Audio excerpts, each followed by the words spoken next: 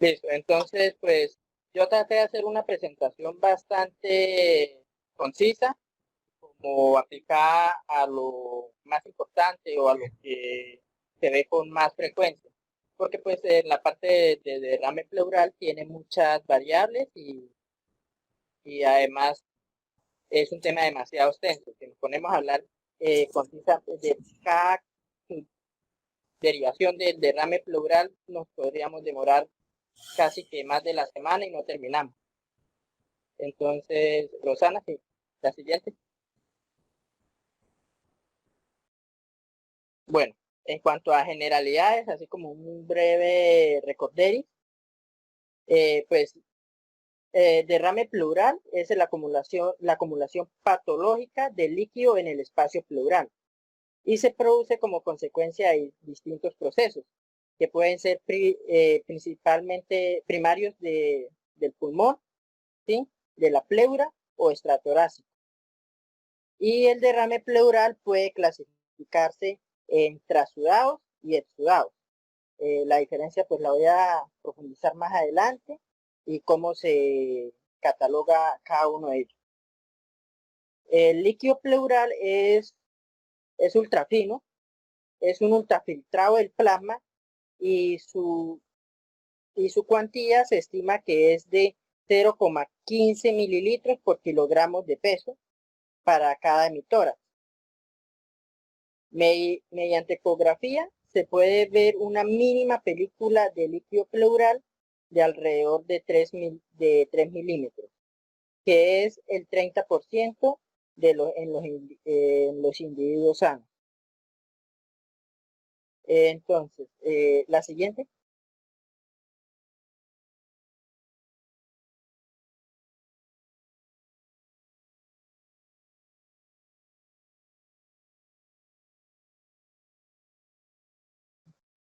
Ahí está lo que les comentaba, de los 3 milímetros y el 0,15 mililitros por kilogramo.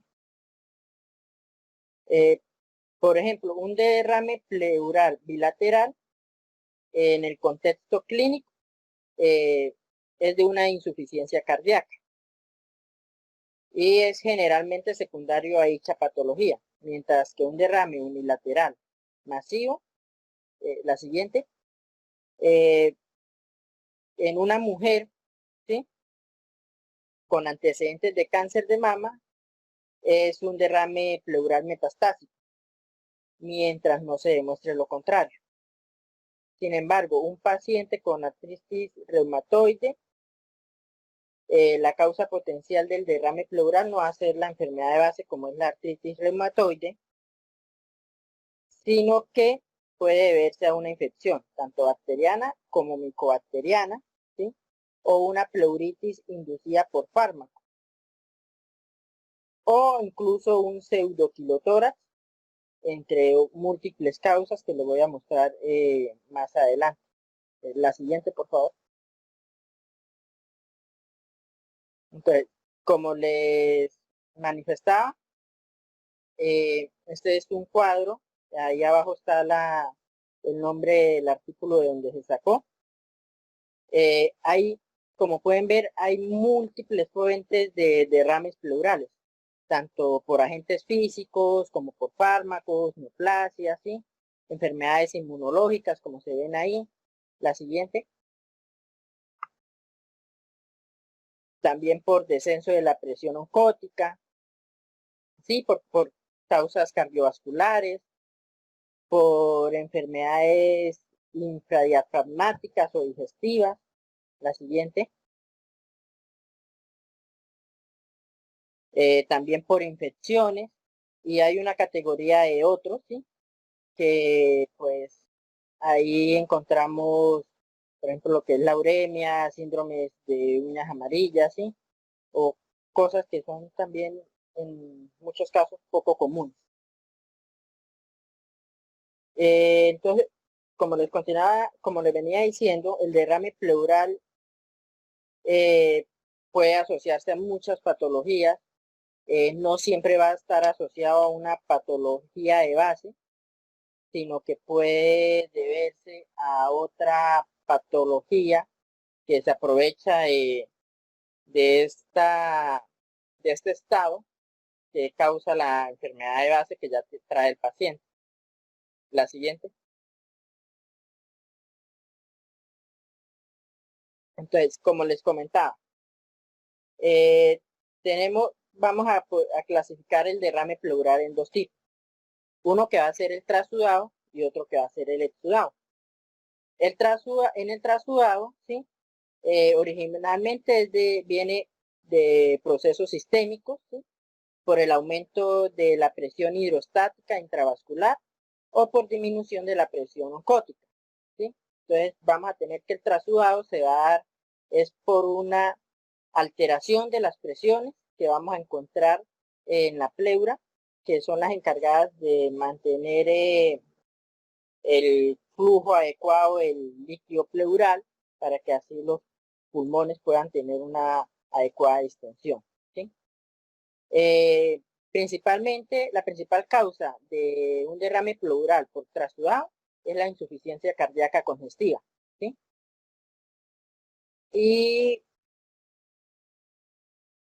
Y pues la mayoría de los derrames pleurales por trasudado casi siempre van a ser de origen de patologías que me afectan la parte circulatoria, ¿sí? Y que por ende me van a afectar la diferencia de presiones. En cuanto al exudado, ¿sí? Se debe ya a enfermedades localizadas en la pleura, que me generan cambios en la permeabilidad de la membrana, ¿sí? O en la permeabilidad de los vasos. Entre las principales causas se suele encontrar paraneumonía, derrames pleurales paraneumónicos, neoplásicos, tuberculosos, por tromboembolia pulmonar o incluso por artritis reumatoide. Pero entonces, como les comentaba hace un momento, los derrames pleurales por artritis reumatoide no siempre van a ser por la artritis, sino por infecciones que se dan aprovechando el estado de salud de estas personas que sufren de artritis. La siguiente.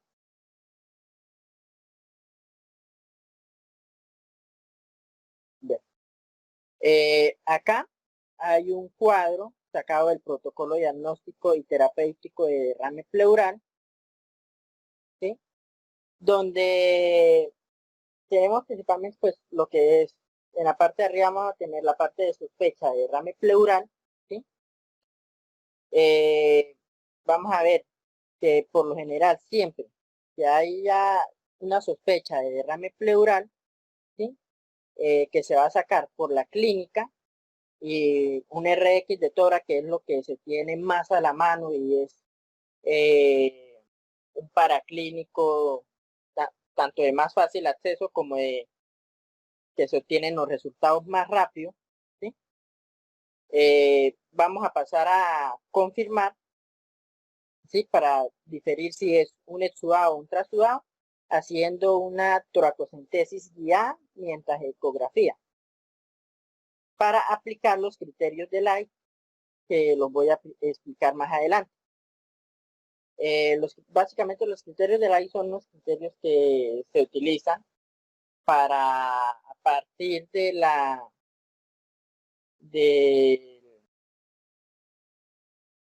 los exámenes, de los primeros exámenes clínicos, ¿sí?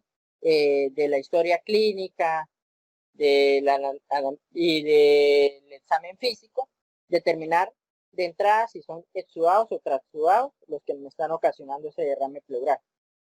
Entonces, cuando es un trasudado, se va a pasar directamente a tratar, ¿sí?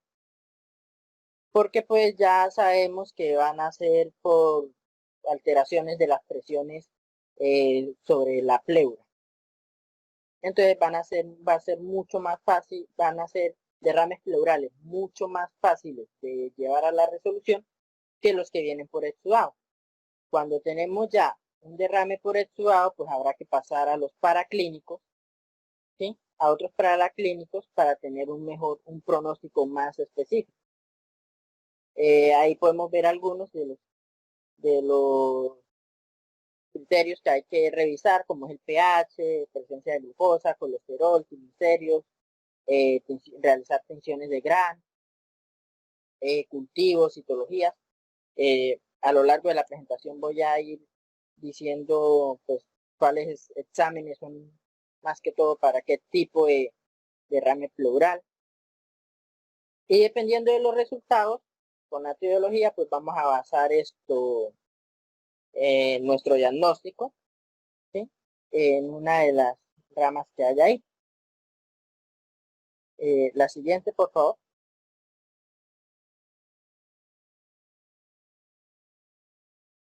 Entonces, como les comentaba, los criterios de Light, ¿sí? Acá, como pueden ver, son los criterios de Light y Lee, son los de uso más extendido y de mayor exactitud que se utilizan desde hace mucho tiempo, incluso hoy en la actualidad todavía tienen mucha aplicación, ¿sí? Y consisten en tres simples criterios, que la eh, con dar positivo para uno de estos criterios o más, ¿sí? Ya consideramos que es esto un exudado.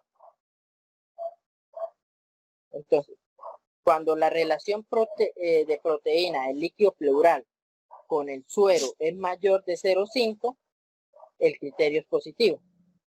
El otro es cuando la relación de la lactato deshidrogenasa en el líquido pleural en comparación con el suero es mayor a 0,6, es positivo. Y el tercero es cuando la lactato deshidrogenasa del líquido pleural es superior a los 2/3 del límite superior de la normalidad en el suero, también es positivo. La cuestión con los criterios de Lyme es que aunque tienen una gran sensibilidad para diagnosticar exudados, ¿sí? Algunas veces se suelen pasar algunos trasudados como exudados. La siguiente, por favor. Y entonces, y esta tabla que les traigo acá es también sobre los criterios de Light. Como pueden ver, basados en los criterios de Light, pues se puede diagnosticar algunos tipos de derrame pleural paraneumónico.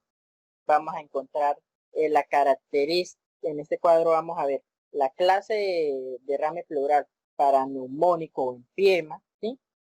Con la característica que suele presentar y el tratamiento. Entonces, cuando es un derrame pleural paraneumónico no significativo, es aquel que tiene menos de 1 centímetro de grosor en el cúbito lateral de la toracocentesis y la toracocentesis no es necesaria, ¿sí? Y como en estos, y en estos derrames paraneumónicos se suele tratar simplemente con antibióticos. Cuando tenemos un paraneumónico típico, es aquel que tiene más de 1 centímetro de grosor, ¿sí? Y con una glucosa superior a 40 miligramos por decilitro, un pH mayor a 7,20 y con un cultivo de Gram negativo. Eso se suelen tratar con antibióticos y se considera la toracocentesis terapéutica, más no es, se considera más no es ya,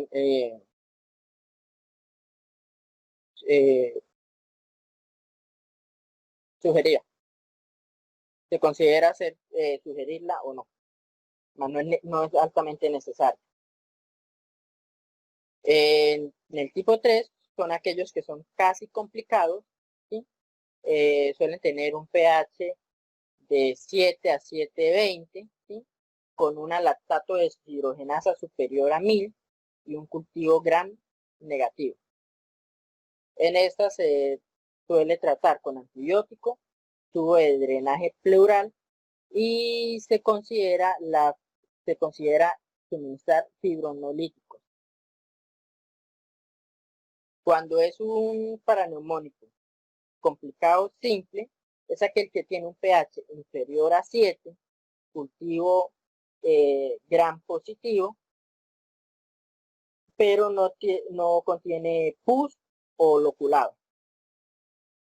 Se suelen tratar con un antibiótico, tubo de drenaje pleural y fibronolítico. En el tipo 5 son aquellos complicados, complejos. Los criterios es que sea un pH menor a 7, con un gran o cultivo positivo y luculaciones múltiples. Su tratamiento pues es antibiótico, drenaje pleural, fibronolíticos y se considera un TBA. Y ya cuando pasa en el tipo 6 es aquel que pasa a ser un empiema simple. Ellos pues tienen un pus franco, o sea, se nota a vista macroscópica, con un luculado simple o líquido libre. En ellos pues hay que tratar con antibióticos, tubo de drenaje pleural, fibronolíticos y también se considera la TBA. Y por último, en el tipo 7 es el empiema complejo. Ellos van a tener pus franco, ¿sí? Luculaciones múltiples y requiere frecuentemente de corticación. En ellos se va a dar antibióticos, se va a implementar un tubo de drenaje pleural, fibrinolíticos y la TBA frente a otros procedimientos quirúrgicos y otros procedimientos quirúrgicos si la TBA falla. La siguiente, por favor.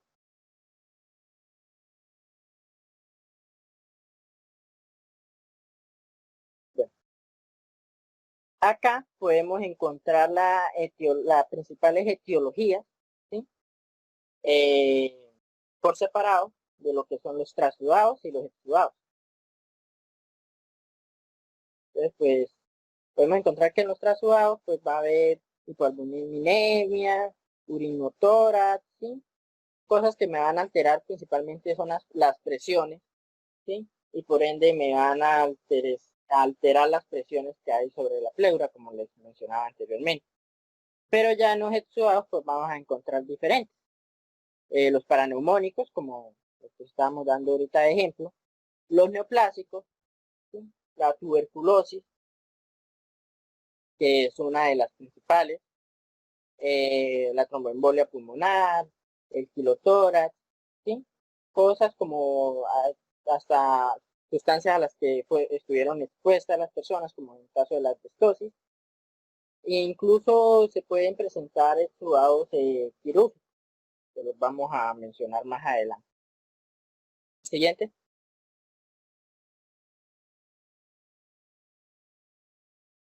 Bueno, acá vamos a hablar ya vamos a hablar más centrado de lo que es el derrame pleural paraneumónico. Entonces, en esta tabla, pues vamos a ver como la progresión de lo que puede, de donde puede partir hasta donde puede llegar un derrame paraneumónico, ¿sí? Donde no hay derrame, ¿sí? Hay un derrame complicado, no complicado, complicado, empiema, y ya cuando hay un empiema loculado, ¿sí? Vamos a encontrar la progresión y las diferentes fases. Las voy a explicar un poco más adelante. Entonces, el derrame pleural paraneumónico generalmente pues se asocia a una infección pulmonar. Generalmente una neumonía, un absceso o unas bronquiectasias infectadas. entre el 20 y el 57% son neumonías. Y pues los derrames pleurales paraneumónicos complicados o empiema son el 40%, ¿sí?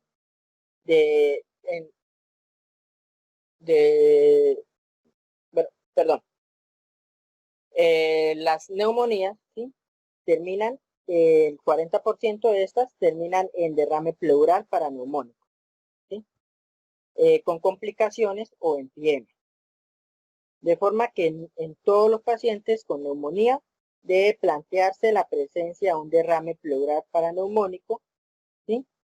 Y que se presenta con mayor frecuencia, debe presentarse con mayor frecuencia en los dos extremos de la vía, tanto sea en niños y en adultos mayores.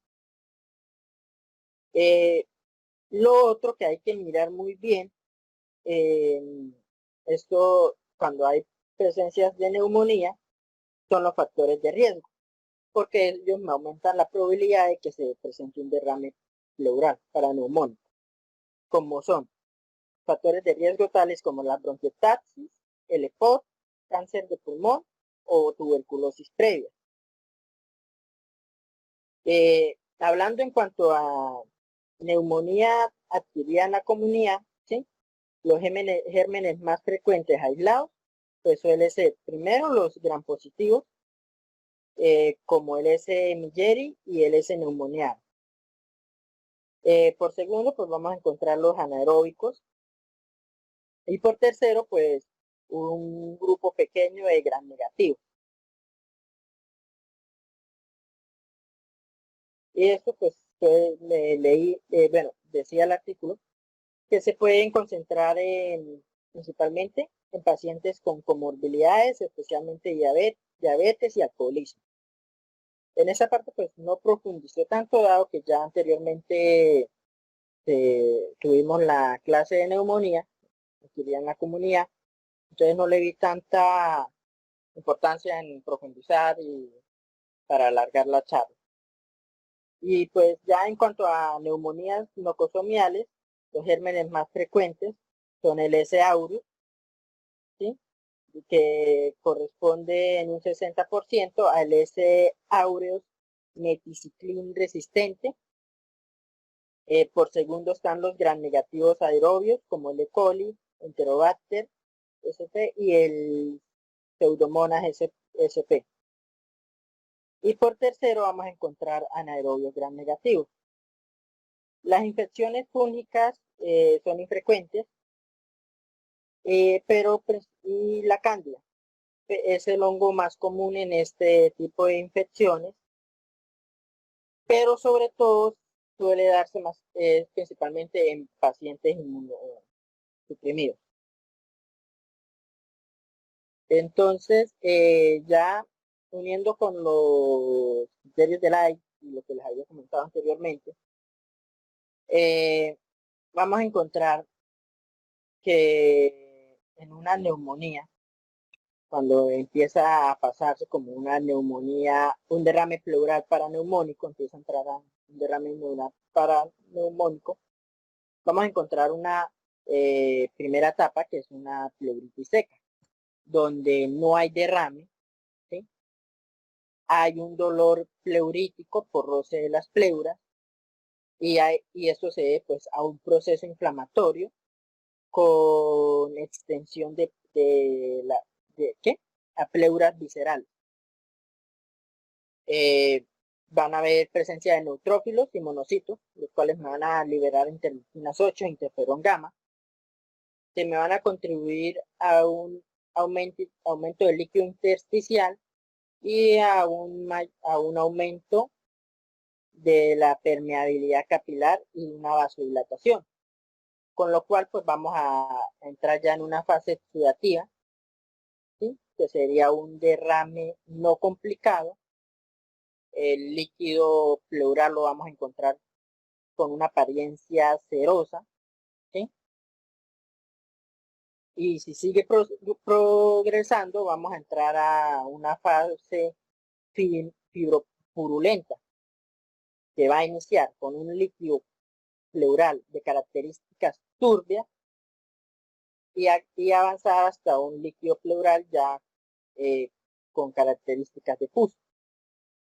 En esta fase, pues vamos ya a empezar a encontrar una disminución del pH, ¿sí?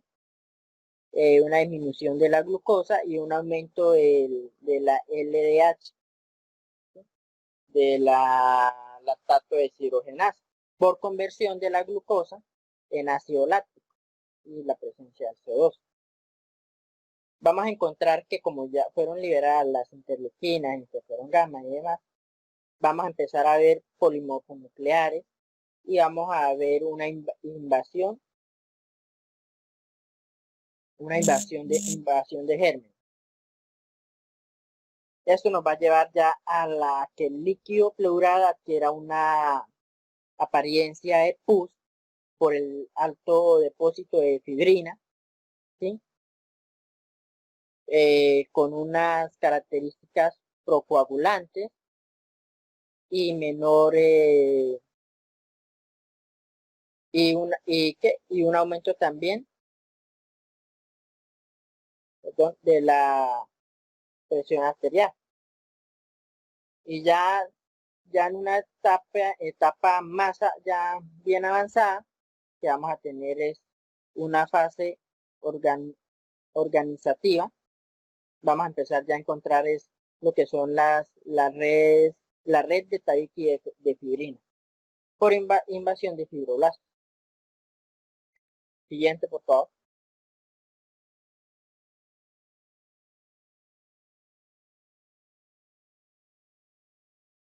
Me faltaba, era que, bueno, en cuanto al tratamiento por los derrames pleurales paraneumónicos, apenas se detecta un derrame pleural que es asociado a una neumonía, suele iniciarse tratamiento profiláctico con antibióticos, ¿sí?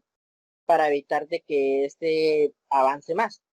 Mientras se puede confirmar el origen de la neumonía para suministrar un tratamiento de antibióticos más específico.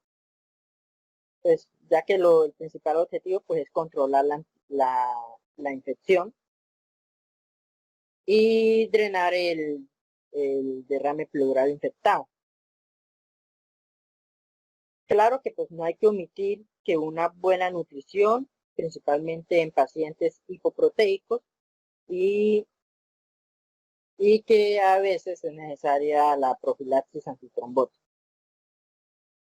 Ya hablando del derrame pleural maligno, como pueden ver ahí, coloqué el algoritmo de actuación cuando hay sospechas de derrame pleural maligno. Este tipo de derrame supone entre el 15 y el 35% de todos los derrames pleurales. Es una de las principales causas de exudado pleural y aunque también hay que tener en cuenta que puede haber afectación neoplástica de la pleura sin derrame pleural. En muchos casos, ese derrame pleural se debe más que todo a que haga metástasis. Es muy frecuente en mujeres que han tenido cáncer de seno, ¿sí? También personas que han tenido tumores en los pulmones y puede verse también en personas que han estado muy expuestas al asbesto. Entonces hay que considerar la exposición al asbesto al momento de pensar en un derrame pleural maligno. El principal mecanismo de producción de derrame pleural es el aumento de la permeabilidad vascular, frecuentemente asociado a la obstrucción del drenaje linfático y a nivel pleural o mediastínico. También pues cabe decir que se puede producir derrame pleural paraneoplásico por causas en la que no hay infiltración pleural directa por el tumor, pero Un ejemplo es en la neumonitis obstructiva o la telectasia, embolismos pulmonares y bloqueos linfáticos mediastínicos. Estas obstrucciones, más las obstrucciones del conducto torácico como es el pilotórax, que lo vamos a hablar más adelante. Radiológicamente, al momento de pensar en un derrame pleural maligno, hay que ver 5 características. Hay que pensar en 5 características, ¿sí? Como es, con qué frecuencia llega a ocupar más de la mitad del hemitórax, ¿sí? Si es bilateral, ¿sí? Que es lo más frecuente cuando hay metástasis de mama u ovario. El tamaño si el tamaño aparente del corazón no está aumentado, porque pues cuando el tamaño del corazón está aumentado, también hay que pensar en un derrame pericárdico, que suele aparecer en fases muy avanzadas. Si el mediastino está centrado en presencia de un derrame pleural unilateral masivo, hay que sospechar también de obstrucción bronquial proximal. Pues debido a una fijación del mediastino por el tumor o adenopatía o infiltraciones pleurales extensas. Lo cuarto es que se recomienda realizar un TAC con contraste, pues dado que puede encontrarse un derrame pleural sin ningún otro hallazgo en el más del 50% de los casos.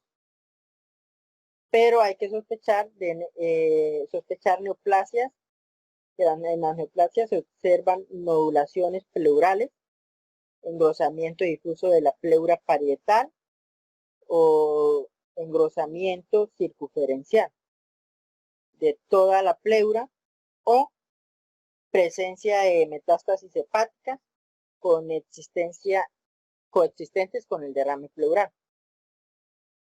Y la quinta característica, pues, que hay que revisar es que la ecografía torácica puede superar el 95% de especificidad para el derrame pleural maligno.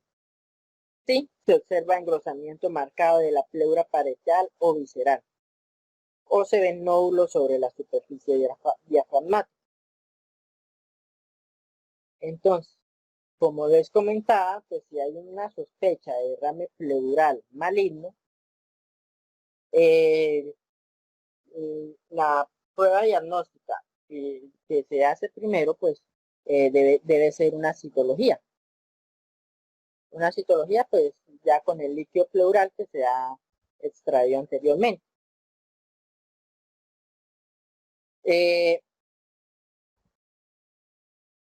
Bueno, si la citología en un derrame, está en más un derrame asintomático, el paciente pues debe quedarse en observación y quimioterapias en tumores de quimiosensibles. Sí, dependiendo del resultado de la citología, más un derrame sintomático y reactivante, la evaluación urgente debe ser urgente si es masivo. Y cuando la citología da negativo en el líquido pleural, ¿sí? Pues se debe realizar una segunda citología y biopsia, preferiblemente con una toracoscopia. Para confirmar si el derrame pleural es maligno, para confirmar si hay un derrame pleural maligno o descartarlo y empezar a pensar en una toracoscopia y pleurodesis si hay hallazgos positivos. La pleurodesis Sí, hay criterios de Kamotsky mayor a 40 y no pulmón atrapado, y no hay un pulmón atrapado. Entonces, se puede proceder con un catéter tunelizado si Kamotsky es menor o igual a 40 o tallo de pleurodesis. Si hay pulmón atrapado, pues entonces se va a utilizar un catéter tunelizado permanente. Siguiente.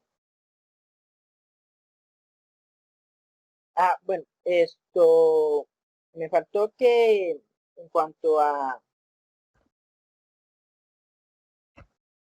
tratamiento,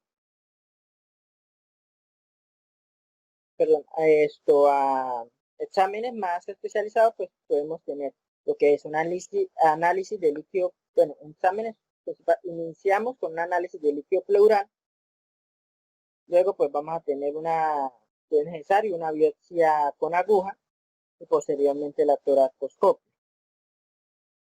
En cuanto a la terapia,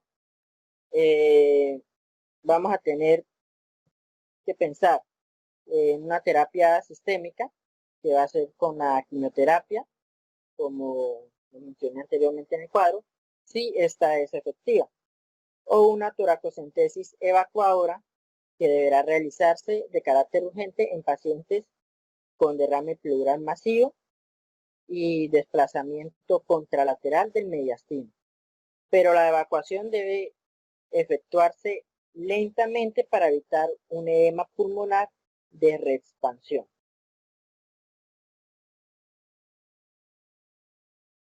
Lo otro es que si encontramos una pleurodesis, mediante la aplicación intrapleural de un agente irritante, se provoca una intensa inflamación que conduce a fibrosis, sínfisis entre la pleura visceral y parietal y obliteración del espacio pleural. Entonces, un momento.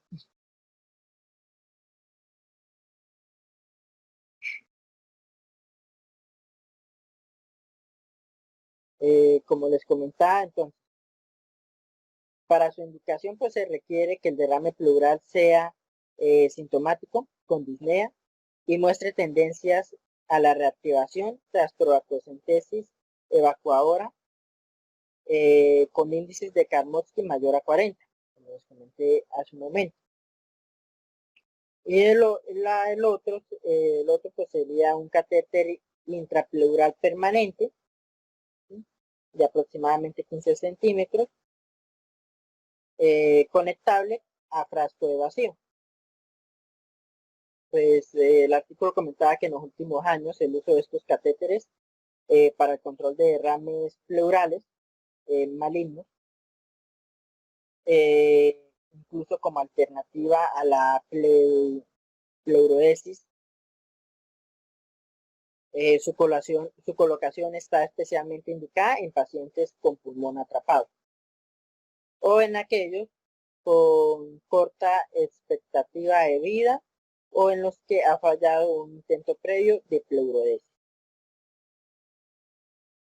Ahora sí, pues pasando a derrame pleural tuberculoso, pues sabemos que la tuberculosis principalmente se da en la parte de los pulmones, pero dado su mecanismo de evasión con el macrófago, puede migrar a otros órganos, entre esos la pleura, y entonces me puede llegar a ocasionar un derrame pleural tuberculoso. Sabemos que la tuberculosis pues, es un gran problema en todo el mundo.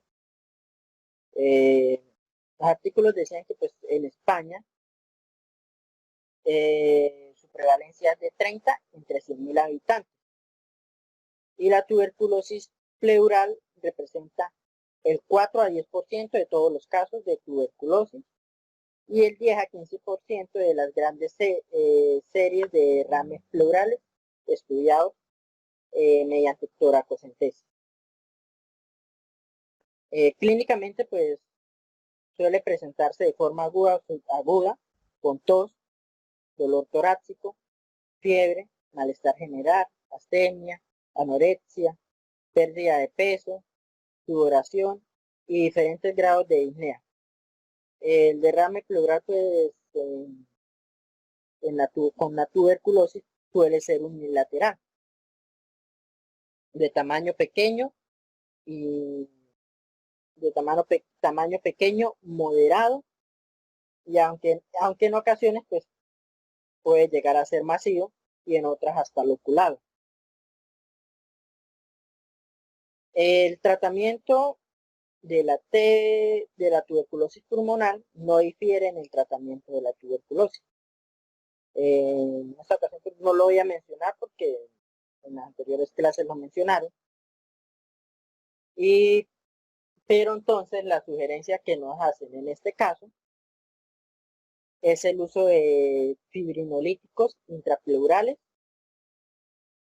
más que todo para la TBP loculada, ya que esto pues puede facilitar la resolución del derrame pleural y disminuir la pleuritis residual. No obstante, el engrosamiento de la pleura se observa en menos del 20% de pacientes al año de seguimiento, y el impacto funcional es escaso en la mayoría de las ocasiones. Los corticoides pues también iniciados 2 semanas después del tratamiento antituberculoso pueden ser útiles en casos clínicamente severos para cortar el periodo sintomático, pero no muestran utilidad a largo plazo. Eso pues también nos lo decía en el artículo de normas sobre el diagnóstico, de donde pues saqué la gráfica esa, que podemos ver que cuando, según el esquema, cuando hay sospecha clínica radiológica, ¿sí? Se procede a hacer una toracocentesis para revisar el pH, realizar exámenes pruebas bioquímicas, el ADA, y, y hacer un conteo celular, más una citología. El exudado pleural suele ser linfocítico con citología negativa. Y cuando revisamos el ADA pleural, ahora sí la siguiente. Entonces, si tenemos una pleural menor a 35 unidades por litro, creo que es, no es una TB,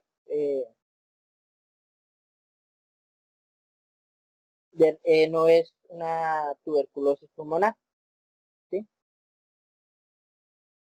Y entonces se realiza una valoración con otros diagnósticos y se puede repetir la biopsia. Cuando el ADA pleural es superior a 35, ¿sí? Entonces vamos a tener dos opciones. Una dependiendo pues si el paciente es menor a 35 años y si los linfocitos y neutrófilos son mayores a 0,70. Eso quiere decir pues que el área es de alta prevalencia de tuberculosis con una tasa baja de resistencia. Y entonces en este caso pues vamos a considerar una tuberculosis pulmonar muy probable, en la mayoría que va a ser muy probable en el 95% de los casos. Cuando el área de baja prevalencia de tuberculosis o la tasa o hay tasa alta de resistencia, se va a revisar pues la función del cultivo del líquido pleural, la biopsia pleural cerrada con tinción, cultivo e histología para poder pensar en un diagnóstico de TB pulmonar con presencia de microbacterias y o granulomas necrotizantes. En esta parte pues no profundicé mucho, pues dado que la parte de tuberculosis ya la vimos. Y en cuanto al derrame pleural, pues podemos ver que el tratamiento va a ser el mismo, básicamente. Solamente que pues va a haber el uso de fibrinolyticos, ¿sí? O de corticoides, dependiendo del caso. La siguiente, por favor. Bueno, ahora pues como les comentaba, entre los derrames pleurales, pues también vamos a encontrar un derrame pleural postquirúrgico. Derrame pleural postquirúrgico es, se debe, pues, la aparición de este derrame se debe suele aparecer tras cirugía abdominal, ¿sí? O eh, cirugías torácicas.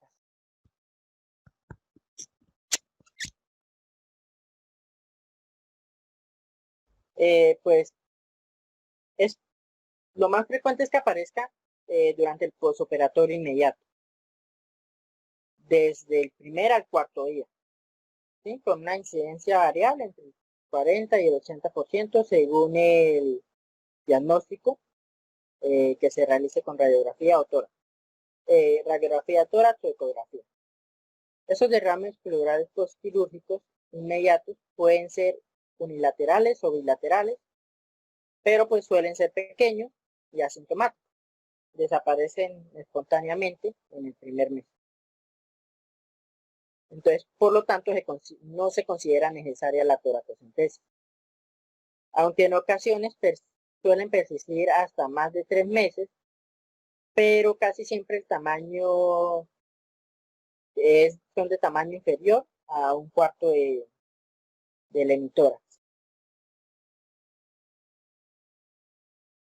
Ya, si los síntomas acompañantes al derrame pleural para la cirugía abdominal o torácica son fiebre o dolor, más una aparición tardía, la persistencia es más de 30 días o incremento de tamaño en el tiempo, pues nos obliga a descartar otras etiologías, como pueden ser complicaciones postoperatorias, dada como el sangrado pleural, embolismo, infecciones, kilotórax o hasta insuficiencia cardíaca y pulmón atrapado.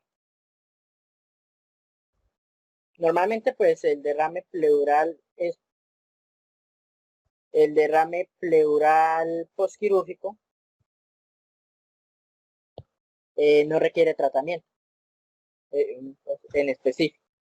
Y pues la necesidad de drenarlo siempre va a depender del compromiso respiratorio que haya y obviamente por el tamaño. En los pacientes pues con trasplantes pulmonares nos decían que la aparición de un derrame pulmonar en cualquier momento de su evolución o el incremento del derrame postquirúrgico, aunque sea asintomático, obliga a descartar un rechazo del injerto mediante una biopsia pulmonar transbronquial. Solo una vez descartado esto, estará indicada la toracocentesis, buscando otras causas de derrame pleural como infecciones o neoplasias. En el algoritmo que está en esta imagen, pues podemos ver lo que es anterior. Bien. El derrame pleural, pues normalmente va a ser con un inicio menor a los 30 días postquirúrgicos, ¿sí? Entonces, cuando es pequeño y asintomático y desaparece, entonces se considera que sí fue un derrame postquirúrgico. Ya dado cuando el derrame inicia antes de los 30 días de la postcirugía, es sintomático, grande o incrementa el tamaño, se debe requerir estudios para descartar otras causas, incluso también en derrames pleurales con inicio posterior a los 30 días. Lo mismo cuando es un derrame que inició antes de los 30 días, era pequeño, pero no desapareció. Entre los estudios que se van a realizar para descartar otras causas, pues va a estar la toracocentesis más una analítica sanguínea. Y dependiendo de la situación y la disponibilidad, se puede pensar en un TAT o en un eco de abdomen, para pues mirar si hay una insuficiencia cardíaca, hipoproteinemia, citis abdominal, embolismo pulmonar, infeccioso, accesos subcrénicos, paraneumónicos y enfisema pilotórax, que son las complicaciones más frecuentes, o un diagnóstico de exclusión de derrame postquirúrgico. La siguiente, por favor.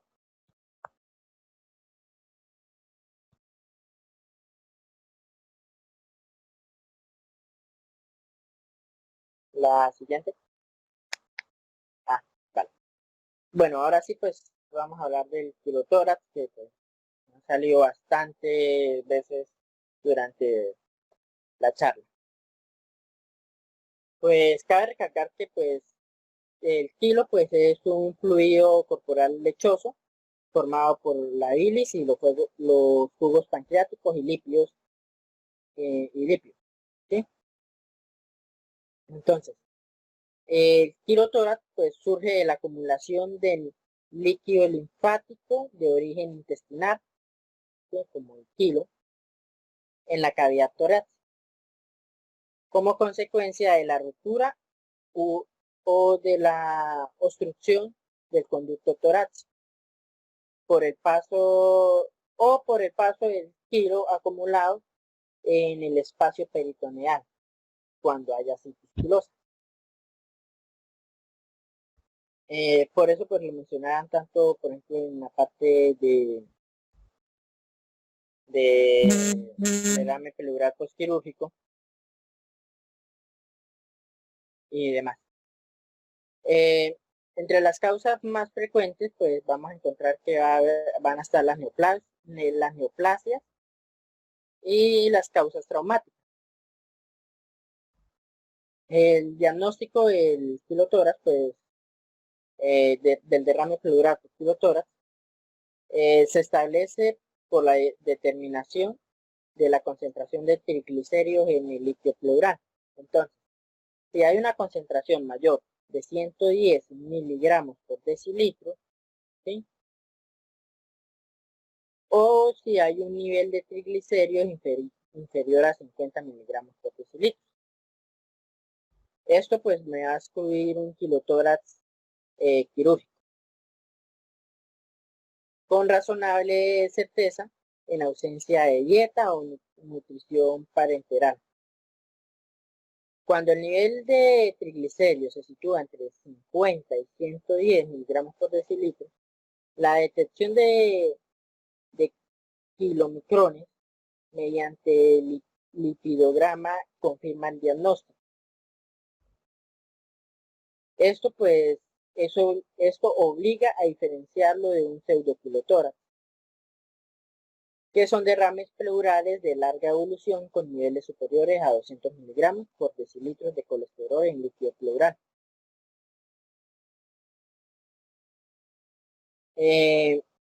Ya sabiendo pues de dónde viene y cómo se diagnostica, pues vamos a pasar al tratamiento.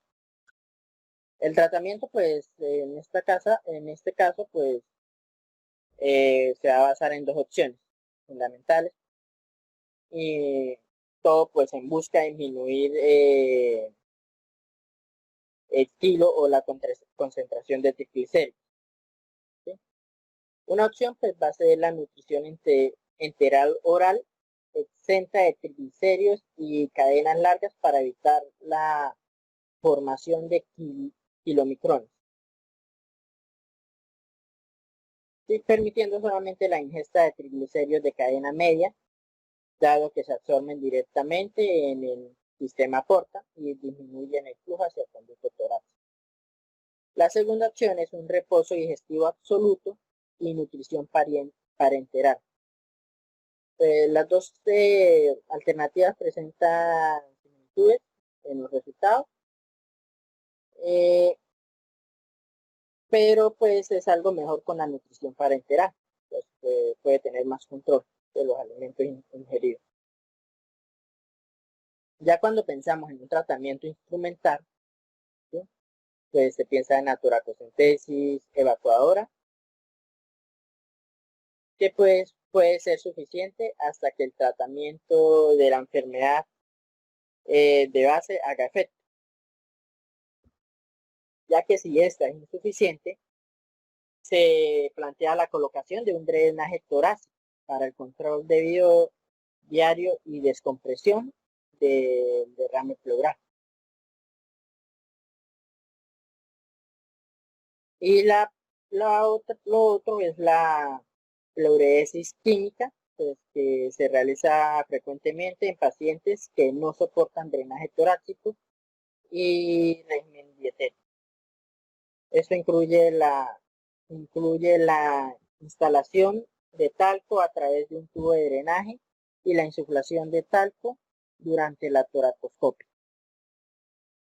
Lo otro pues son tratamientos farmacológicos que consisten en el uso de análogos de la somatostatina, el otriotrido, que esto pues disminuye el flujo esplánico y hepático y portal y el volumen del linfa.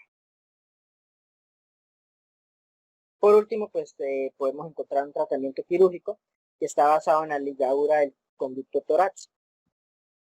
Este se realiza frecuentemente por videotoracoscopia o toracotomía derecha a la altura del hiato aórtico.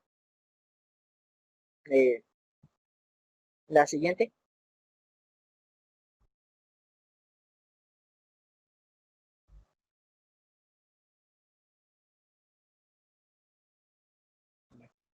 En esta parte del esquema pues vamos a encontrar lo que les mencionaba sobre el tratamiento, pues, los diferentes tratamientos, la parte de los drenajes, incluso el tratamiento quirúrgico.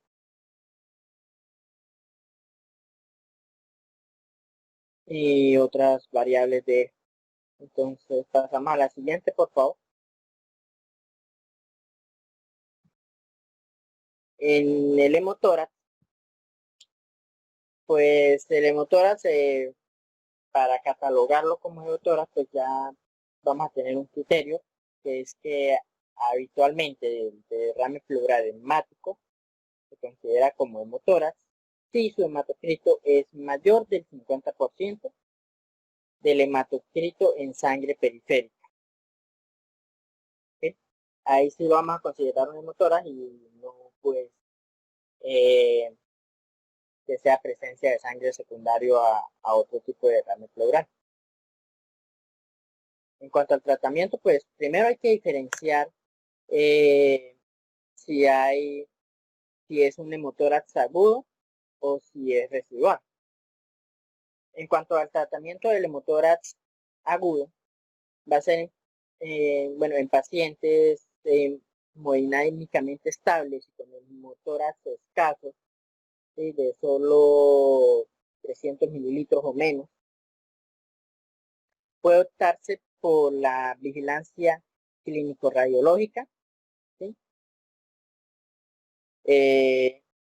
Y una alternativa en pacientes que continúan con hemotórax activo es la toracoscopia videoasistida, ya que habitualmente permite la realización de actualizaciones hemostáticas en pacientes hemodinámicos, pero en pacientes hemodinámicamente inestables, con ya volúmenes calculados mayor de 300 mililitros, ya deberá implementarse una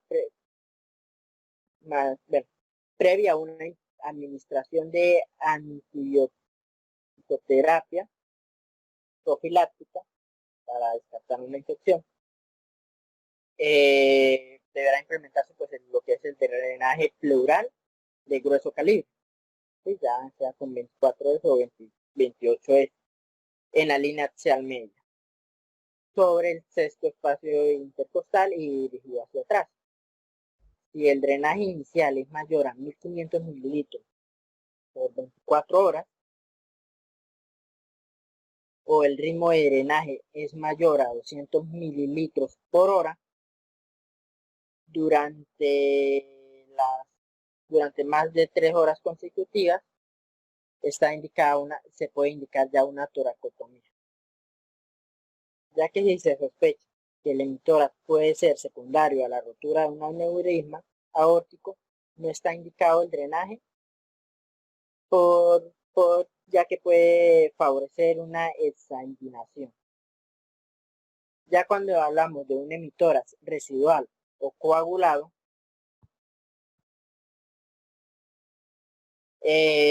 vamos a tener que los hemitórax residuales de escasa cuantía pueden tratarse conservadoramente con fisioterapia respiratoria y vigilancia.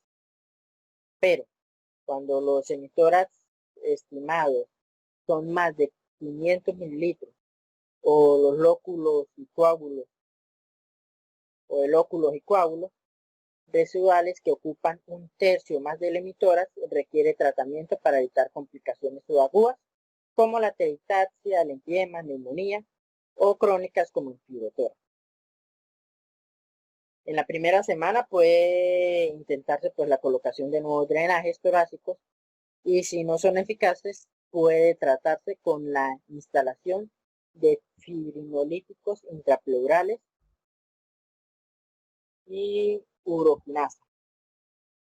Ya una alternativa, si los fibrinolíticos no son eficaces, es la evacuación temprana de los coágulos mediante toracoscopia. Si la toracoscopia no es eficaz o el hemitórax es crónico y produce atrapamiento pulmonar, pues se va a pasar a un fibrotórax, se procederá a una decorticación. Entonces, pues básicamente en el esquema que les muestro ahí, vamos a tener pues que cuando hay una presencia de motoras, pues se va a pasar a un drenaje. Dependiendo de la cantidad que sea drenada, se va a pensar en hacer un TAT, ¿sí? Para identificar dónde están principalmente, o en cirugía, ¿sí? En cuanto a cirugía, si es hemodinámicamente estable, una toracoscopia; si es hemodinámicamente inestable, una toracotomía. En el TAT, si encontramos liculaciones o coágulos, pues como les comentaba, se va a pasar fibronilíticos si hay resolución, excelente por el paciente, ya que si resiste, pues entonces va a tocar aplicar una toracoscopia o toracotomía dependiendo del caso. La siguiente, por favor.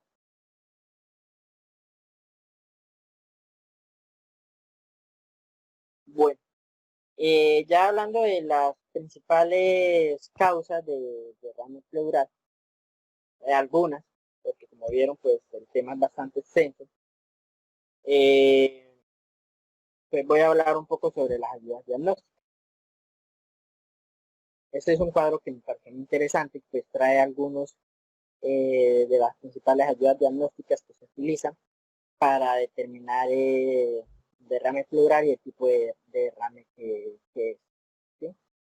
Entre eso, pues vamos a encontrar lo que es las proteínas en líquido pleural, la LDH en líquido pleural, colesterol, proteínas,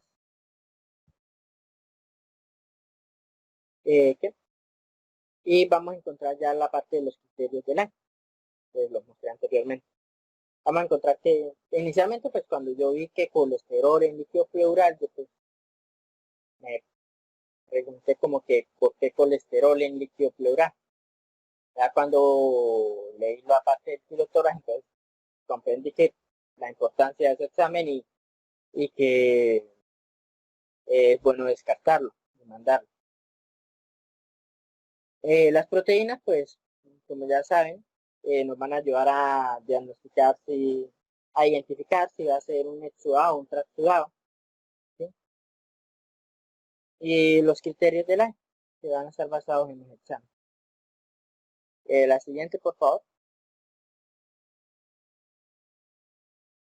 Voy a tomar agua un momentico. Bueno, yo sé que pues ha sido una charla bastante tediosa, pero este tema es bastante extenso. Entonces, al momento de analizar el líquido pleural, ¿sí? Vamos a ver que si el líquido pleural tiene una apariencia de pus, se debe pensar en un enfisema y hay que proceder a hacer un cultivo para identificar el organismo causante de la infección, ya que lo más probable es que sea secundario a una neumonía, como lo mencionamos anteriormente. Ya que si hay sangre, ¿sí? Entonces debemos mirar la cantidad de sangre del hematocrito, como pues, se mencionó anteriormente, para revisar si va a ser un hemotórax o si puede ser causado por un cáncer, un traumatismo o una embolia pulmonar. Y al mirar los criterios de Lyme, entonces vamos a mirar si los cumple o no los cumple. Si no los cumple, pues vamos a saber que es un transudado y pues no va a requerir mayor tratamiento, ¿sí? Va a resolver fácil al encontrar qué es lo que me está desequilibrando las presiones en la pleura y al resolver eso, pues el derrame se va a resolver todo. Pero si es un exudado, pues entonces vamos a tener que la sospecha de la enfermedad pancreática, ¿sí? Eso pues cuando haya milasa en el líquido pleural o sospecha clínica de insuficiencia cardíaca. Eso pues teniendo en cuenta que los criterios del LIGHT, aunque son muy útiles, pues tienen cierto margen de error. Entonces por eso es que nos mandan como a volver a descartar una sospecha de insuficiencia cardíaca, que es una causa de trasudado. La siguiente, por favor. Bueno, entonces, a continuación del cuadro anterior, vamos a encontrar que pues, si tenemos unos linfocitos mayores a 50, debemos considerar cáncer OTB. Y entonces ahí vamos a proceder a la parte de la citología. Si la citología da positivo, pues va a ser cáncer. Y si el ADA da mayor a 35, va a ser TB, perdón. Y cuando tenemos la otra opción es que cuando tenemos neutrófilos mayores al 50%, ¿sí? Se puede considerar un derrame pleural paraneumónico. Entonces se va a necesitar un cultivo. Bueno, si nos dio un pH inferior a 720 o un cultivo positivo, se considera que sí va a ser un paraneumónico complicado. La siguiente, por favor.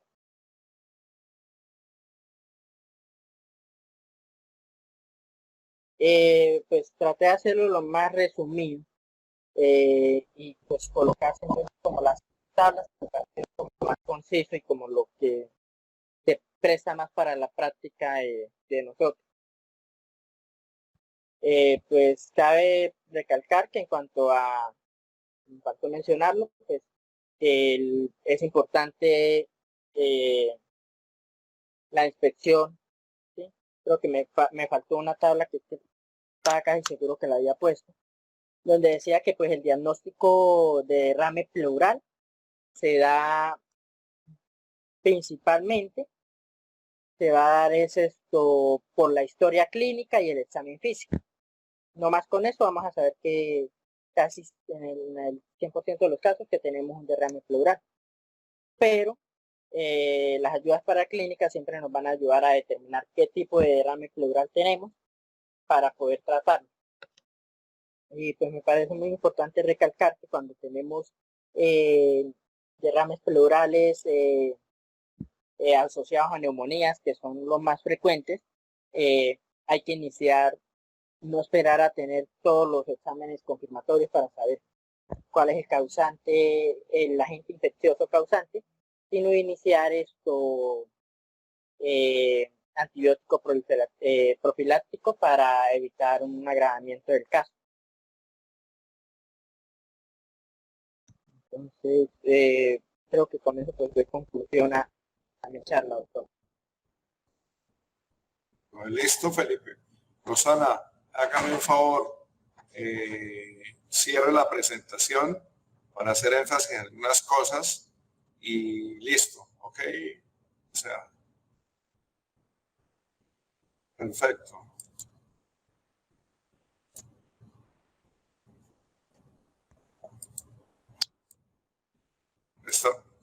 ¿Están viendo, doctores?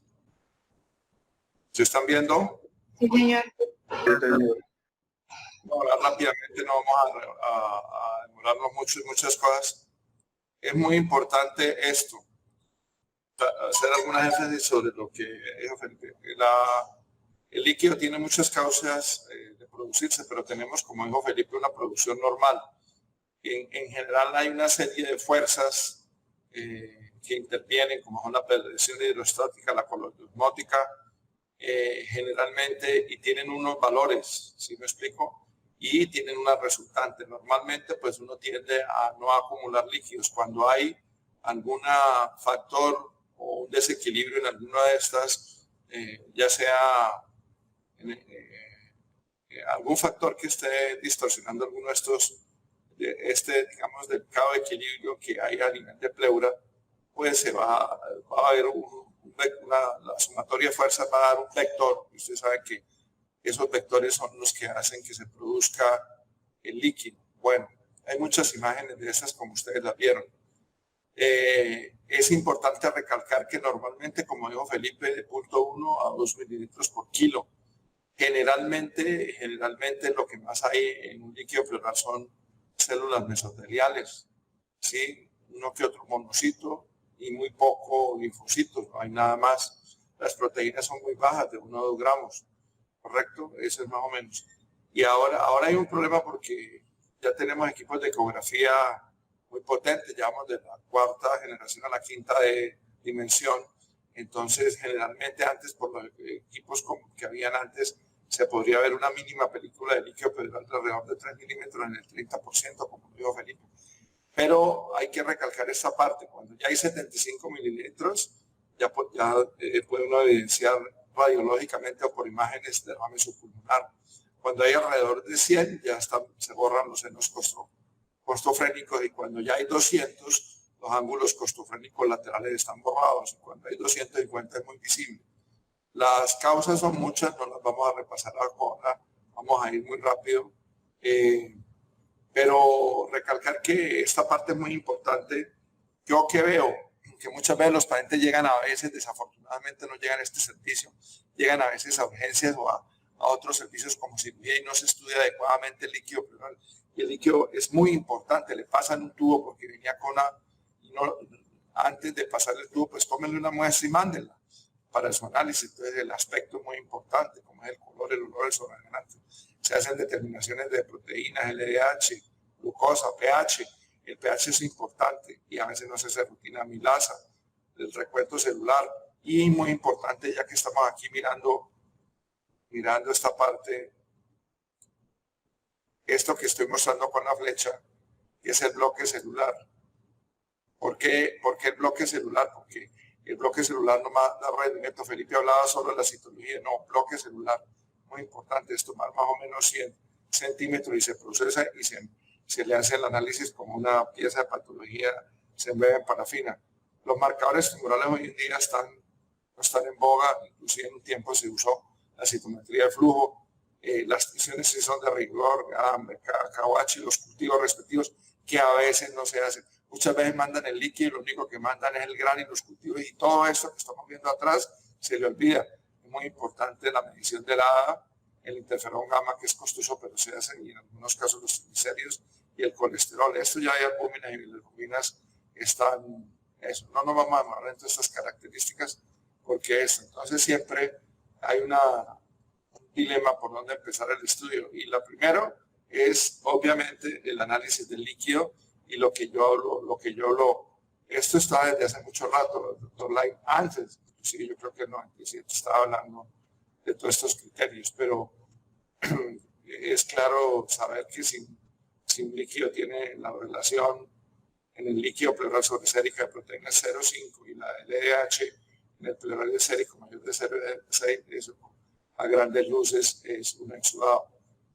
Sin embargo, yo siempre hago como criterio de cajón lo que una vez yo estaba presente en una charla que se dio con el doctor Lai, me parece que fue en Atlanta, Estados Unidos, y él decía que en los países pobres, un homólogo latinoamericano le preguntaba que para no hacer la relación, ¿qué decía él de la determinación pura de proteínas, o sea, el valor absoluto? Y él decía que esto es lo que estamos hablando aquí, el valor absoluto. Él decía que si uno tenía en realidad una determinación, un valor absoluto de proteínas, y era mayor de 3.2 en su experiencia de muchos años, decía que él había vivido todo el tiempo del líquido pleural, que había aprendido, conocido y viajado mucho. Entonces, que si era mayor de 3.2, lo más probable era que uno no exudaba. Aquí está lo mismo, en una revisión donde nos da la sensibilidad y la especificidad.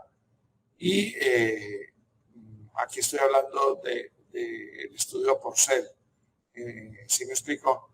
Entonces, aquí recalca lo mismo que yo estoy diciendo.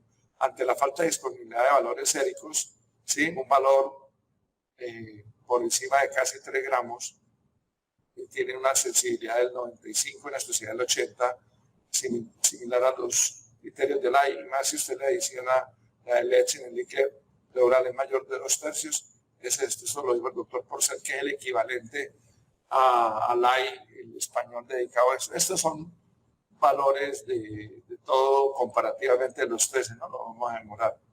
Importante saber que las causas del derrame pleural las más frecuentes están en este orden, no mencionó la falla cardíaca, la neumonía, el derrame pleural maligno neoplásico, el TEP, el viral, la revascularización y la cirrosis. Curiosamente, ahora que estamos en una epidemia, tal vez la tercera, o no sé si estoy mal, si haya más, pues por lo menos de las virales conocidas, la del 18, la que hubo en México, del H1 y esta que nos está pegando, curiosamente, muy curiosamente, el coronavirus, el SARS-CoV-2 no produce tanto. Aquí en este recuadro está resaltado las causas. Si usted tiene un trasudado, pues debe estar muy probablemente ante una falla, una cirrosis nephrogénica o por diálisis peritoneal. Y las otras, ya las nombro todas, el bien, malignidad, tuberculosis y derrame paraneumónico. Aquí también vamos a pasar. Estas son imágenes de derrame pleural para que tal vez Felipe no las presentó, yo se las voy a presentar rápidamente. Un derrame pleural bilateral con borramiento de los senos. Es importante saber que el derrame pleural por falla no se funciona, solo se funciona ante que sea de pronto unilateral y sea por falla. Está raro, puede ser infeccioso, entonces se funciona en la presencia de fiebre, cuando hay dolor tipo pleurolítico, cuando se le pone tratamiento de falla y no mejora, la refractariedad hace que se debe hacer función, o cuando se esté pensando en otras cosas que pueda tener una neoplasia, una infección, una coagulopatía o un VIH. Acordarse que no resaltó un poco el valor de los péptidos natriuréticos en el derrame. Porcel en el 2007, el papel del BNP en esos líquidos más mal clasificados por Lai, que es los que pueden ser falsamente un exudado, pero son un trasudado. Entonces uno hace el BNP y el BNP, el BNP y el NTB, ProBNP, no sirve para esto. En cuanto aquí que están viendo el gradiente albúmina suero, hoy en día ya no se usa, que es la resta. No se usa. Hay un artículo que salió en el 2011 del papel de los péptidos natriuréticos en el líquido pleural. Aquí está, mire, la curva, el papel, aquí está el papel de ellos, la curva, el área bajo la curva, y generalmente el punto de corte de la rentabilidad para el derrame cardíaco, la curva ROC, el NT Pro NP puede estar más o menos un valor de 0.88, 0.89, ¿correcto? Entonces eso es importante saber. Aquí está comparativamente contra los criterios del año.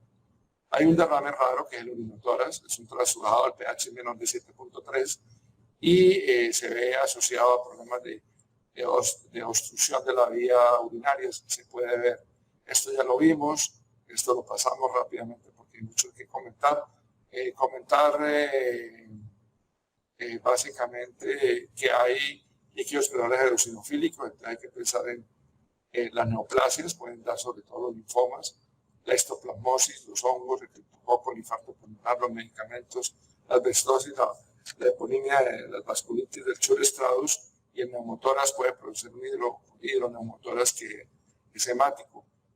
Ya esto lo habló Felipe, no vamos a demorarnos en esto, todo esto. El pH en el líquido es muy importante, sobre todo cuando hay estos tres causas, se baja mucho en ruptura esofágica, en empiema y en artritis reumatoidea, pero también en cáncer, entonces ojo con eso. Estos son de las causas de patología abdominal. Resaltarlo de los medicamentos que él lo dijo, son bastantes, no es lo que menos piensa la gente, pero la miodarona que lo usamos mucho, el metotrexate también lo usamos, la ciclofosfamida todavía se usa, esto ya casi es la carbamazepina, lo usamos mucho, el metronidazol lo usamos, claro que crónicamente casi no, y que produzcan eosinofilia estos, como la nitrofurantoína, los demás son muy raros. El kilotórax, ya hablamos, este es el aspecto que Felipe no mostró de un kilotórax, pero pues, el mío no es hablar y repetir eso. Y los valores son muchas las causas del kilotórax y hay que pensarlo. Aquí hemos tenido y esto. En cuanto al bloque celular, es mejor que la citología para ver las células malignas como están viendo acá. Hay que saber que la citología puede ser positiva o no de acuerdo al tumor. Los adenocarcinomas generalmente tienen dar más sensibilidad al hacer mayor rendimiento diagnóstico al hacer la citología. En cambio, usted puede tener los escamos celulares que casi no escaman, no dan, los linfomas tampoco lo hacen, los sarcomas poco y los mesoteliomas menos. Entonces, una citología negativa no descarta eso. Esto es un artículo en el 2008 que la sensibilidad de una primera citología fue el 48 y la global fue el 56% con ese intervalo de confianza. Ya los marcadores tumorales casi no se usan. En un tiempo se usaron el CA15-3 y el CA19 y el CIFA21. Son muy específicos, pero insuficientemente sensibles, aunque la combinación de ellos podría dar eso, pero hoy en día no. Esto era cuando se hacía la biopsia, que ya no se hace cortante, la hicimos muchísimo aquí, yo alcancé a hacer biopsia con aguja cortante, esta es la citología reiterativa y la teraposcopia. Obviamente la teraposcopia mejor. Él habló del papel de la pleurodesis, entonces se sabe desde hace mucho rato, desde 2008, en una revisión que se hizo en Cochrane, el ámbito que tocó el papel de la pleurodesis en maligno y se sabe que es altamente eficaz para tratar y hoy en día lo hacemos por aspersión. Esto es lo que dijo estos son los catéteres que se insertan y los frascos que se le ponen al paciente en los derrames pleurales recipientes. Este es el PleurX de Enver Biomedical, uno de esos. Y está en otro. Hay que tener en cuenta que cuando hacen las biopsias, uno le hace todo esto sí está muy en boga en la diagnóstica. Entonces uno le hace esto, la calretinina, la queratin 5-6, la WT1, la podoplanina, y eso hace que sea un mesotelioma. Y para un adenocarcinoma, hoy en día le hacemos en las biopsias MOC31, BG8, sea BT72.3, BRP4, TTF1, ICL, y con eso tenemos, porque es difícil diferenciar a veces entre un adenocarcinoma y un mesotelioma por luz y se pueden equivocar.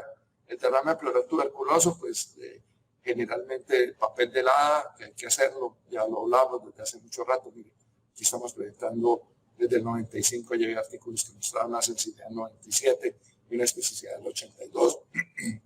De la hada, este es para mirar, ese es un diagrama de caja de valores de hada por diagnóstico, pero no lo vamos a detener aquí.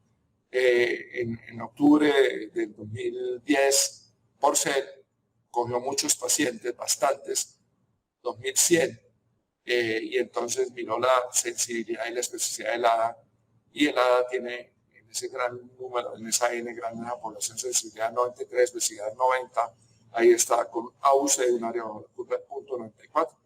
En cambio, mire, contra el cultivo de micobacterias, solo es positivo el 20-30, pero del derrame, no de la pleura, sino del derrame.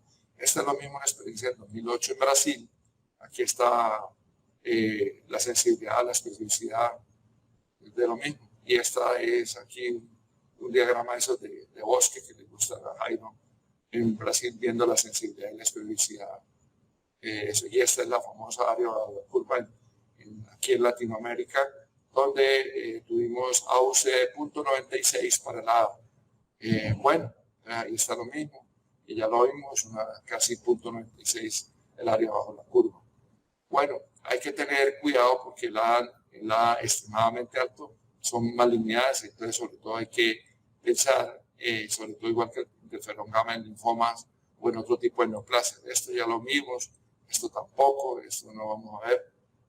La biopsia con aguja viene desde hace mucho tiempo, desde el 55. Primero fue la aguja de Bill Silverman, después del 58 la de Cope, y la que yo trabajé ahora, que en este tiempo yo ya se está usando. Esto ya no lo usamos, yo la hice mucho.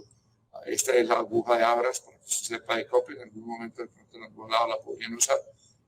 Aquí estamos haciendo una biopsia percutánea, hicimos muchísima. Este es un empiema para que lo vean, las características del líquido.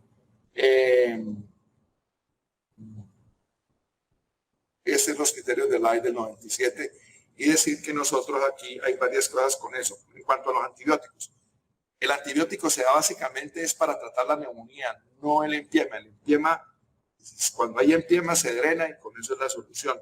Los derrames paraneumónicos puede ser que mejoren con la terapia que se da para la neumonía. Pero hay que decir el papel aquí de la fibrinolisis. La fibrinolisis la hicimos, inclusive yo alcancé a hacer aquí, la hicimos con uroquinasa y con estreptoquinasa. Hoy en día se usa la RTPA y está ubicado como en este grupo casi 4. En el grupo 4 es donde lo estamos usando, pero aquí casi no lo usamos porque aquí tenemos desde hace rato la toracoscopia precoz, desde que estamos trabajándolo, y nos ha dado muy bien. Hay unos tips importantes que aislar la bacteria en el líquido. Yo hice un trabajo de hacerse cuando era residente muy pobre, y más que ya lo habían tratado en las bases, pues ya venían de bases militares tratados. Entonces el pH es el parámetro que mejor discrimina el derrame paraneumónico infectado. Sin embargo, a pesar de que los antibióticos no penetran probablemente en el espacio pleural, por lo que pueden tener la neumonía, se deben dar de rigor, siendo recomendable, como dijo Felipe, el tratamiento empírico. Si el fallo del drenaje, no hay fallo del drenaje torácico, con el tubo de tratamiento quirúrgico. Estas son las causas de empiema, no vamos a demorarnos acá, en esto tampoco, acá tampoco. Estos son algoritmos de manejo del derrame. El problema es si es un trasudado o desudado. Hay que decir que no hay test o grupos de test ideales que puedan discriminar entre trasudado o desudado, y cuando los resultados son marginales y las circunstancias son poco claras, hay una cosa que prima el juicio clínico. Entonces, el juicio clínico es muy importante. Hay un porcentaje que no se llega a diagnóstico, y es el 15% de los casos. En la observación, no perder de vista ese paciente, citarlo a controles, es eso. Si no hay nódulos en la pleura ni hay infiltrados, la decisión de proseguir es con técnicas invasivas que requieren el juicio clínico, y se han seguido estos líquidos, y hay 3 causas. Son, lo primero, que se vuelve un embolismo, que sea una causa viral, y una neoplasia. Aquí están ustedes, no sé si estén atentos todavía después de esta charla, pero las imágenes son muy importantes. Esta es una elevación de un derrame subpleural, mírenlo acá. La jiba o la joroba se corre hacia la derecha. Aquí tenemos ya un derrame subpulmonar muy clásico. Y aquí ya empiezan a sospecharlo.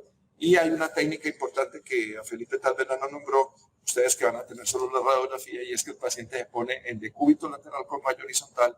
Entonces ustedes alcanzan a ver el derrame cuando es muy pequeño, subpulmonar. Estos también son, aquí está el derrame subpulmonar. En la técnica, como vimos, se pide un decúbito lateral con rayo horizontal, y ahí se ve el derrame. Las imágenes aquí ya se ve más derrame o se ve líquido en la cisura, a veces se puede ver líquido en la cisura y no necesariamente indica patología. Aquí están viendo un derrame importante que se ve, aquí otro más grande, izquierdo obviamente, y aquí están viendo el menisco, el famoso menisco. Sí, miren, lo están viendo acá y acá, el famoso menisco. Y también son más imágenes de derrame para los que digan que no se les mostró en la rotación al doctor Berbesi más derrames. Yo creo que ustedes, si no aprenden radiografía con el doctor Berbesi, difícilmente, miren, un derrame grande que colapsa el pulmón, miren, está el pulmón ya colapsado por la fuerza. Y vamos a lo que es urgencia en el derrame pleural, recalcar lo que dijo Felipe, pero resaltarse lo que los derrames pleurales masivos con desplazamiento y en pacientes que tienen comorbilidad, ¿sí? Falla cardíaca, eso, mira, aquí está el desplazamiento del intestino, eso implica una urgencia porque se colapsa y pueden morirse el paciente frente de ustedes. Esto es lo que conocen como hidroneumotona, un nivel líquido y el pulmón colapsado. Lo mismo, otra están viendo un hidroneumotórax. El papel de la ecografía, que es muy importante, siempre y cuando el técnico, como toda la frase mía de cajón, los problemas en la vida son de indio, de arco y de flecha, y si el indio es bueno, pues los resultados de la flecha disparada van a ser buenos. Entonces aquí tenemos por qué nos diferencian un simple, como está aquí, a un loculado, como lo están viendo acá en estas imágenes. Entonces, la ecografía torácica puede discriminar los diferentes estadios del derrame paraneumónico. Un segundito, un minutico, que están aquí unos técnicos que me van a hacer un empate acá.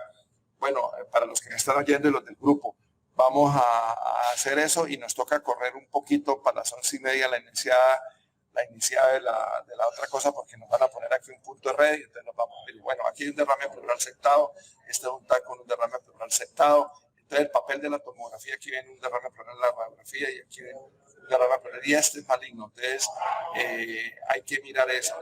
Puede ser metastásico.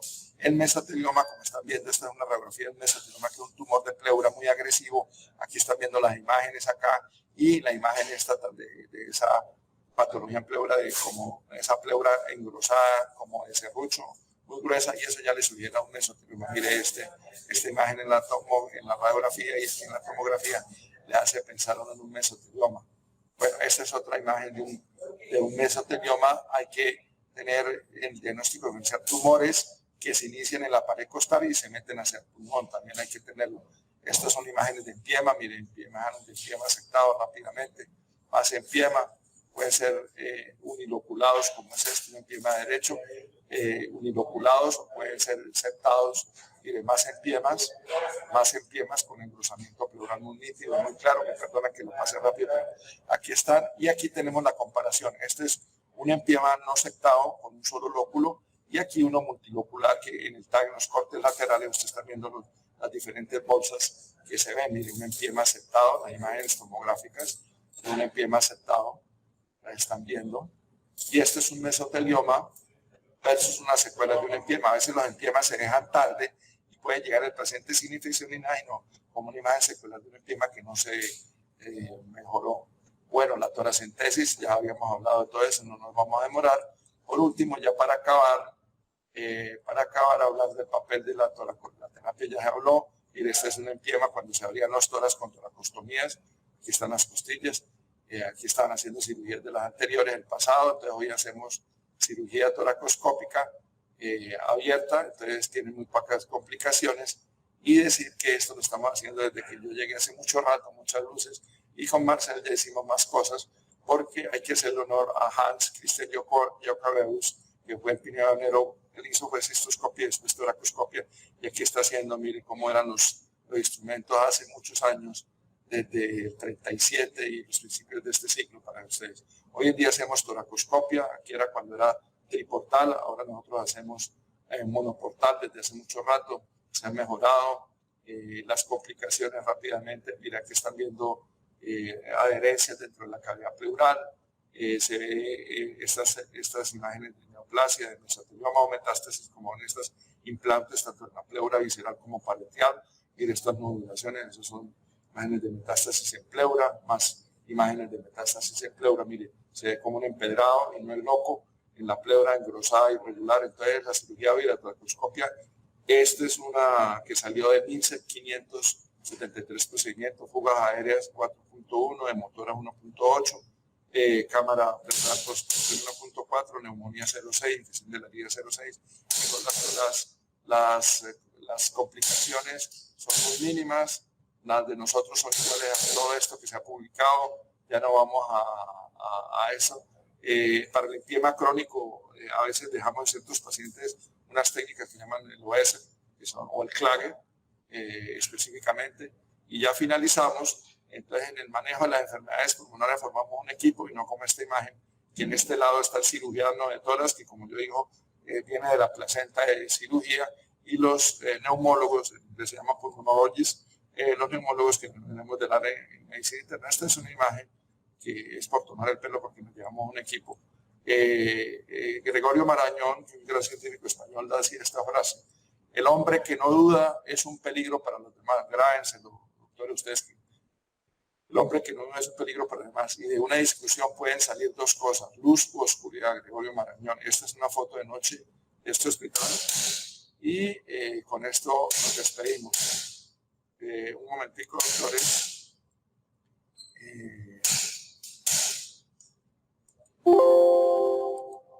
Ya vamos a acabar, porque aquí ya necesitan el área para trabajar. Un momentico ya. Me voy a despedir de ustedes y creo que con eso cerramos el ciclo de charlas de neumología.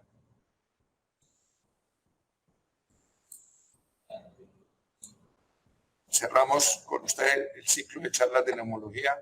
Espero hayan sido a propósito. En mi reloj tengo las 10:51. Para los que van conmigo a las 11:30, porque vamos a dejar aquí que van a poner un punto de red y a probarlo. Vamos a ver, no hay problema. ¿Tienen alguna pregunta o más bien me la hacen después? No sé. Creo que fue suficiente todo. ¿Cómo? ¿Suficiente? Bueno, listo. Buen día. Hasta luego, Felipe. Gracias por su charla y nos vemos a las 11:30.